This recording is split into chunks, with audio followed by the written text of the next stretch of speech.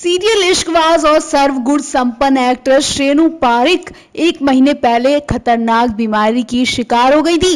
Lockdown के 5 महीने में वो पूरी तरह से बोर हो गई थी, इसलिए काम की तलाश करने लगी थी।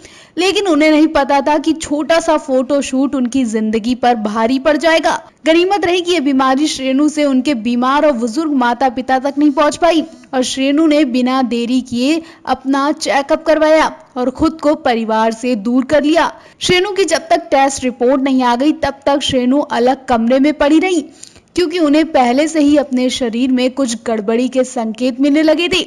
शेनू ने 1 महीने बाद अपने इन पैनिक दिनों को अपने फ्रेंड के साथ साझा किया, जब उन्हें अस्पताल में एक एक दिन 1 साल जैसा लग रहा था। शेनू परिवार से फोन पर सब कुछ ठीक होने की एक्टिंग कर रही थी और खुश हो जाती थी, लेकिन जब दोस्तों से बात करती थी तो रो पड़ती थी। शेनू ने बताया कि लॉकडाउन में घर रहने के बाद दिन भर के लिए उन्हें फोटोशूट का कॉल आया और वो खुशी के मारे फोटोशूट पर चली गई।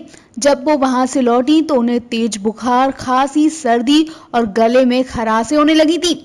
शेनू को गड़बड़ी का अंदाजा लग गया था और वो फौरन अस्पताल गई, जहां उन्होंने चेकअप करवाया और रिपोर्ट पॉजिटिव आई। रिपोर्ट पॉजिटिव सुनते ही शेनू को डॉक्टरों ने अस्पताल में रहने को बोल दिया था। उनकी सोसाइटी वाले लोग उन्हें दूर से देख रहे थे और मां गले लगाना चाहती थी, लेकिन वो लगा नहीं रही थी। शेनू को इन्फेक्शन ज्यादा था, इसलिए उनका अस्पताल में रहना जरूरी बताया गया था। 7 दिन बाद उन्हें डिस्चार्ज होने को बोल तो दिया गया था, लेकिन उनकी दूसरी रिपोर्ट तब तक नेगेटिव नहीं आई थी और जब वो घर गई तो बीपी के मरीज माता पिता उन्हें देखकर एक किनारे खड़े होकर हाथ हिला रहे थे। इन 7 दिनों में वो अस्पताल में बिल्कुल पागल हो गई थी। कई सारे मरीजों के बीच शेनू को भी रखा गया था। डॉक्टर भी पीपीई किट्स में होते थे, जिन्हें देख पाना मुश्किल होता था। इस बीच उन्हें कई इंजेक्शन और दिन भर दवाइयों और टेस्ट से गुजरना पड़ता था।